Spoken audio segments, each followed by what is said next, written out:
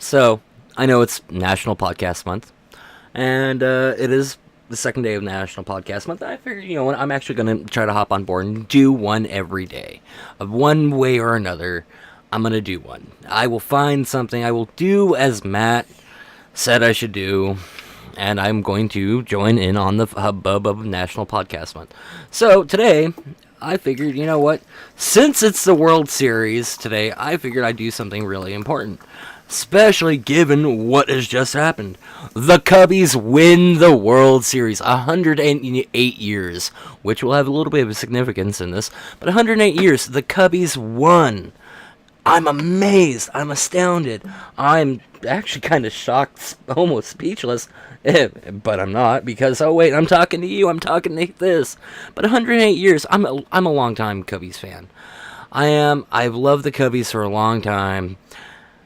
More for geek reasons than anything, but I've always appreciated the underdog story, the underdog tale of the Cubbies, because, you know what, they try so hard, and they just don't get anywhere. Well, you know what, 108 years, they broke that curse. They broke that curse like it owed them money, and actually it does in a way. Now, that is important. That is all important, that they broke that curse. And you know what? It's very, very important that they broke that curse. But the number 108 is also significant. In fact, if you follow like neo gnostic or gnostic, depending on how you want to pronounce it, or Buddhism, hell, even the Jewish culture. So there's a lot of symbolism there with them. And the first time in 108 years winning the World Series, and I'm just gonna throw this out here, is with the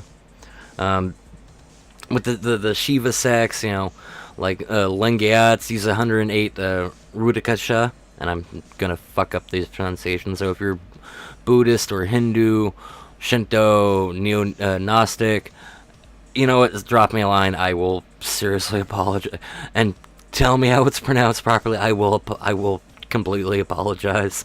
I'm butchering this, but it's funny is just the number 108, and then they win. What was it? 8-7? Yeah, something like 8-7, 8-6, 8-6. Okay, they 108 years. They won 8-6. Just the on one hand, it's just. If there was a kid born, and today's like November 2nd, and 108, and it's astronomically weird and awesome, and I love it. I love every minute of it. It's like, oh my god, yay! It's like, what was it? The neo-Gnostic. Sit there, not neo-Nazi, but neo-Gnostic. You damn fools! Sit there and go. It takes 108 lifetimes for someone to rid themselves of what was it? To rid themselves of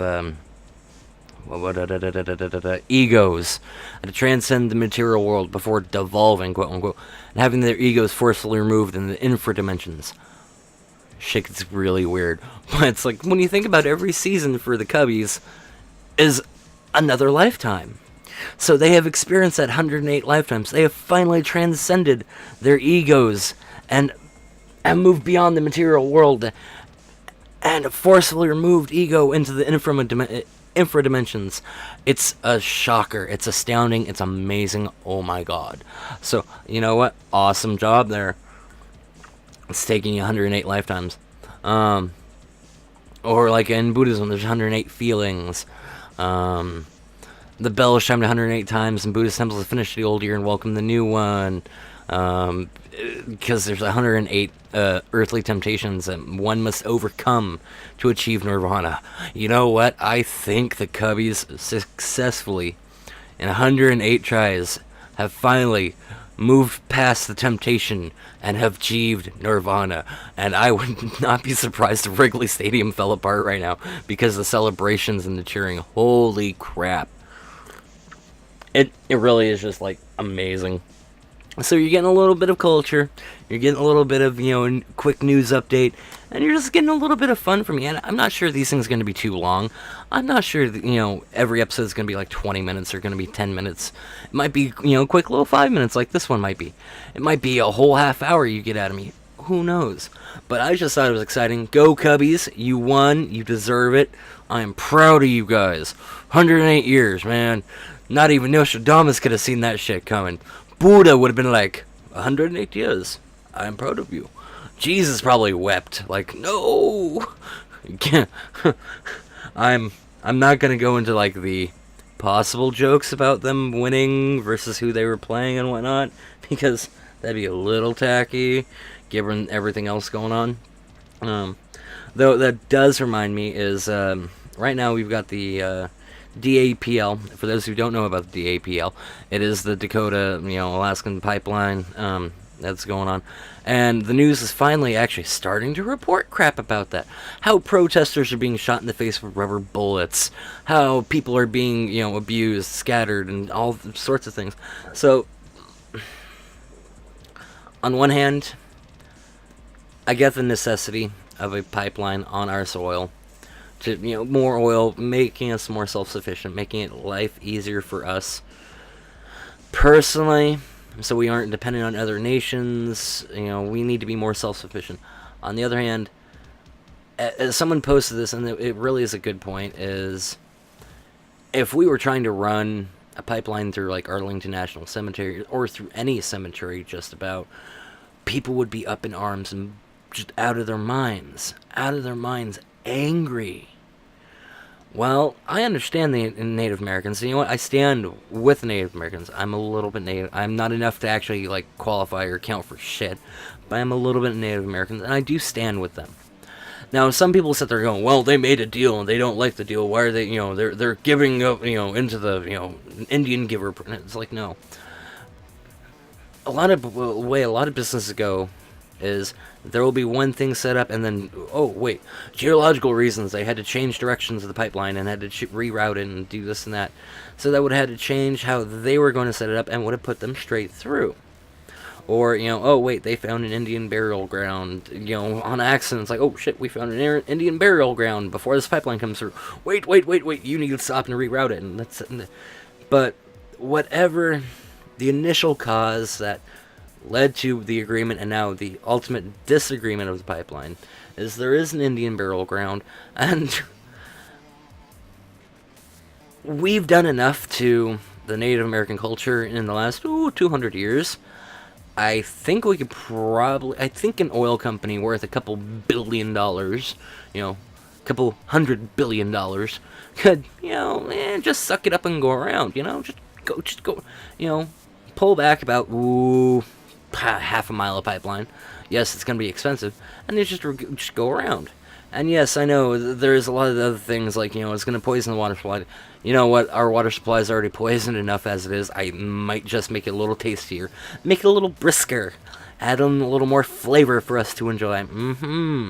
But I mean, it's not like we haven't already in the last 6 months ended up poisoning an entire water reservoir. Oh wait, yeah, we have.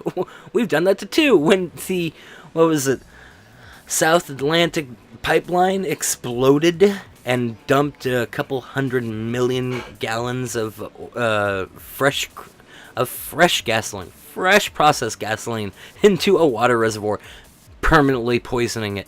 So, hey, what do you know? It comes down to one of those, and this is not me trying to be this is not me trying to actually like go down the moderate path. On one hand, yes, we need this pipeline. On the other hand, we need to quit fucking with the Indians. I can honestly say, if I'm pretty sure if the Native American tribes that remain nuked somewhere in the U.S. that wasn't their own tribal land, yeah, people would be pissed, but I'm sure the CIA and the FBI would be like, well, we've been waiting for it for a few, 50 years now. Good job, go on, we'll move along. Russia, sit your ass down. Speaking of Russia, God, I don't even know, man. With this election coming up, Russia's threatening World War III with nuclear arms, and we've got two complete chuckleheads at the front of the line to be president. We're fucked. We're fucked across the board. I don't even know. I don't even know. So maybe the Cubs winning the World Series is the beginning of the apocalypse. I mean, why not? Would that not be the perfect kickstart to the apocalypse? Oh yeah, Cubs win the World Series. Trump or Clinton get elected. Because God forbid. I actually choose a side because I hate both turds. And then, Russia just turns around and goes, "Oh, well, you elected the asshole, comrade. Now we must nuke you." And so they nuke us, and hey, suddenly Seattle's gone, California's gone. I'll miss Oregon. I will miss Oregon. I won't miss Seattle too much, but I'll miss Oregon. And then we'll have World War III on our hands. And you know what? By the time World War IV comes around, we can fight with sticks and stones. And giant mutated cockroaches. Yes, Furball, I think you will make a wonderful mutated war amount of death and destruction. Yes, you are. Yes, you are. But you know what? Yeah. So it's National Podcasting Month. Cubs win the World Series. No DAPL. And God help us for what's coming up with this election. Oh, actually, you know what? I forgot one minor note. It's also this weekend is BlizzCon down in Anaheim, California. Go BlizzCon, Blizzard, woohoo! I won't be fucking attending at all, but I'll probably be streaming all weekend when I'm not watching the BlizzCon live ticket, or, sitting there going, do I work today? Oh, wait, no, I don't work today. Do I file for something today? Yes, I do file for something today. So BlizzCon, hopefully we'll see something at Blizzard, like Diablo 4 expansion, or Diablo 4. Maybe we'll see even, more StarCraft stuff. It'd be really great to see. Well, I mean, maybe they'll finally get around to launching Sombra instead of fucking with us continuously about that. God, that ARG bullshit in Overwatch. I give you the flying finger. It's stupid. Just put the character out. No one cares about the ARG anymore. So if anyone actually cares about the ARG anymore, they need to be slapped like stupid little 2-year-old. But no, BlizzCon is coming up. I'm kind of sitting there on the fence about Weird Al Yankovic. Like Weird Al Yankovic. What the hell? That was a real left fielder, but you know what? It could be fun and could be great. They had Linkin Park last year. They've had Ozzy Osbourne. They've had Tenacious D. So you know what? Weird Al Yankovic could just be what they need. Ooh, I did a Dr. Seuss rhyme. I think I need to go before I'm out of time. Ooh. But BlizzCon this weekend. So we got BlizzCon. We've got no DAPL. We've got Trump and Clinton. The railroad to nuclear war. And the Cubs win the World Series. Holy shit, what a rundown of this week. You know what, I want to thank you for joining me. I want to, say, hey, this is National Podcast Month. This is the second episode of this month, not because I count the Chaotic Raving episode we did the other day. I hope everyone has a good week and have a good day. I will come back to you tomorrow with, God knows what I'm going to come up with tomorrow, but you know what, it's going to be fun and interesting. So I hope you all have a good day and good week and a good night, and I will talk to you all tomorrow.